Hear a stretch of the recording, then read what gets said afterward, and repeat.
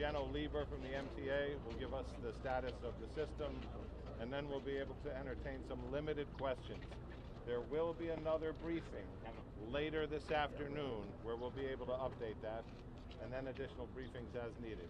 First Deputy Mayor Lorraine Grillo. Thank you, John. So from the very minute this incident occurred, the mayor and I have been on the phone monitoring the situation constantly. We have worked with all of our agencies, the FDNY, NYPD, OEM, all of the agencies who have worked really hard together, and we continue to throw all of the city's resources at this situation. We've made all of the resources available, and we'll work with the Office of Emergency Management for any additional needs. I'm going to ask the Police Commissioner, Keyshawn Sewell, to speak to you and give you an update on the events of today. Thank you. Good afternoon. We're here to update New Yorkers about an active shooting incident that took place this morning inside the 36th Street subway station on the N line. I want to begin by assuring the public that there are currently no known explosive devices on our subway trains, and this is not being investigated as an act of terrorism at this time. We can also report that although this was a violent incident, reportedly we have no one with life-threatening injuries as a result of this case.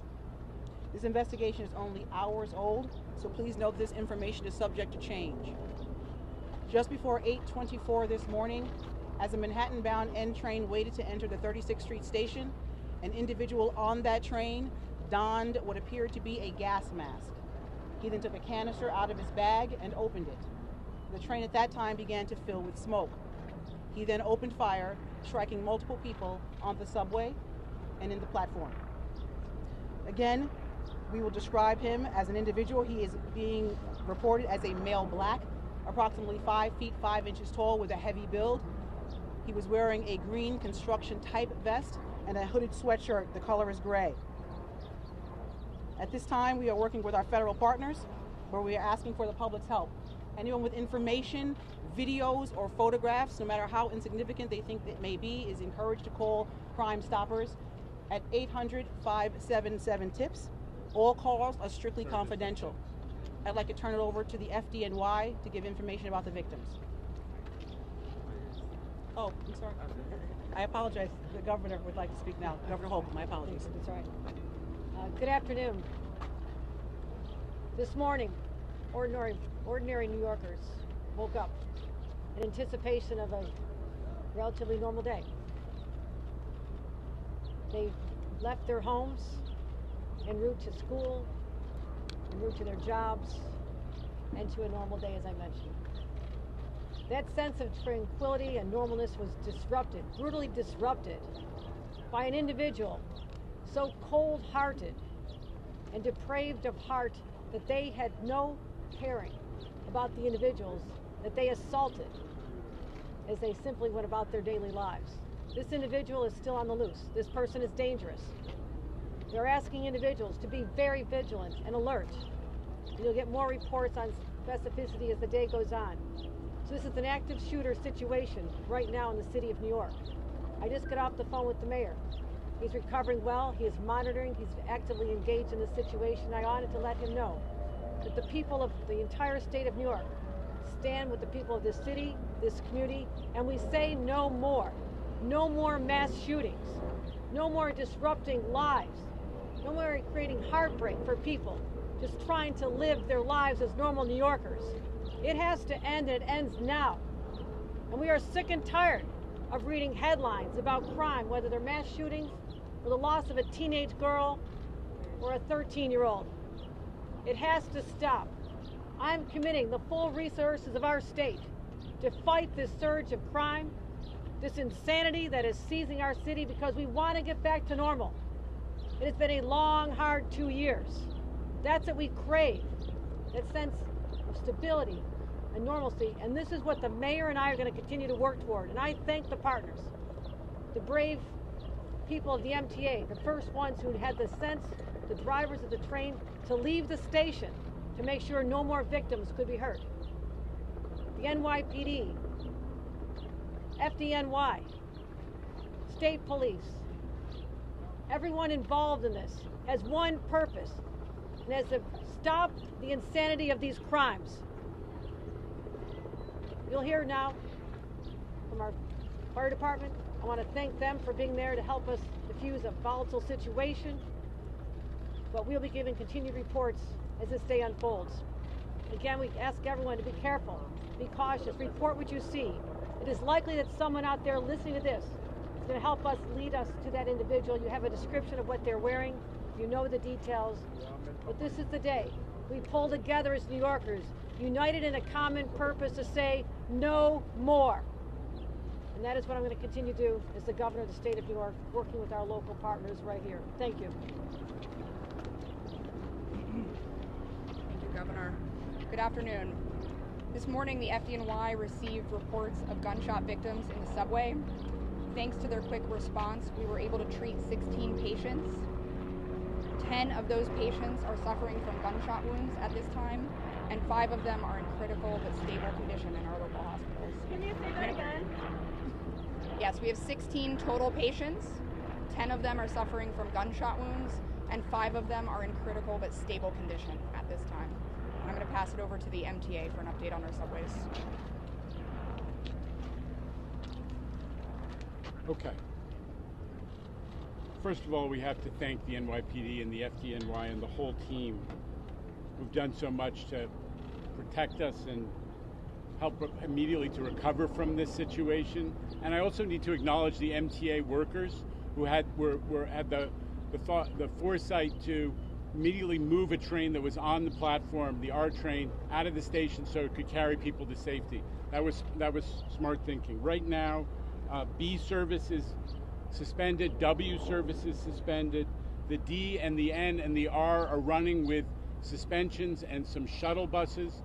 And folks should check the website for latest. Obviously, it's a disrupted day, but a lot of the system is in fact running.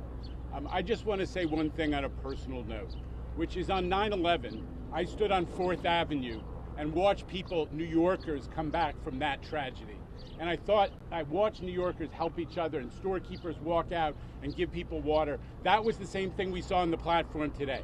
We saw New Yorkers in a difficult situation, an emergency, helping each other. That's the subway riders. That's who New Yorkers are. Every day they're showing people in the subway, which is our public space, that New Yorkers of all varieties can come together in small spaces and get along and create something bigger. That's what we remember in these emergencies, as well as the tragedy and the thought for the quick recovery of the victims, is New Yorkers are incredibly resilient, just as they are in every emergency, and we thank them for what they've done, and we thank the governor and the mayor for their leadership in all of our recovery from COVID and from every one of these challenges. So, just to reiterate, we're going to be very limited in what we are able to answer in questions. Just to also underline our partners here, we got Mike Regan. Mike Regan is the Assistant Special Agent in charge of the Joint Terrorism Task Force with the FBI and NYPD. John DeVito from ATF, who's helping us with tracing efforts and investigation. He's the Special Agent in charge for New York City. Or the Brooklyn District Attorney, Eric Gonzalez, who is also here. And, of course, Chief Ken Corey, Chief of Department, and First Deputy Commissioner Ed Caban. We'll start off with questions for the police department. Was the shooting on the train? Was the shooting on the train or on the platform? Was the suspect on the platform or in the train? And did it all happen in the 36th Street station, or what happened down at 25th Street? The suspect was in the train car. The shooting began in the train car. Commissioner, can you give us some more detail exactly what happened in the car? Did the suspect say anything? What type of weapon did he have? And what was going on inside the car as this all happened? So, as I stated before, we're only able to get limited information because it's under investigation. As the train was pulling into the station, the subject put on a gas mask. He then opened a canister that was in his bag, and then the car filled with smoke. After that, he began shooting.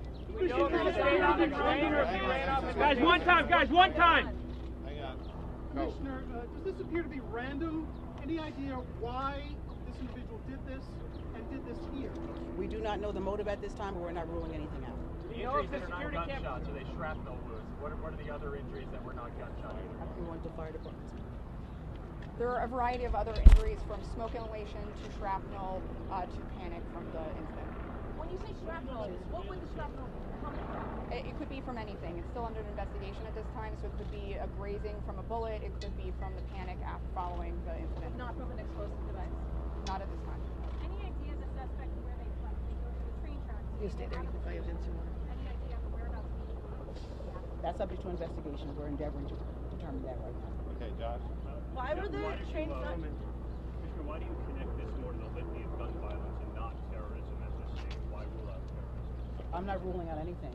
We're determining what that motive is, and we'll find that out as the investigation Were continues. the victims taken to one particular ethnic group?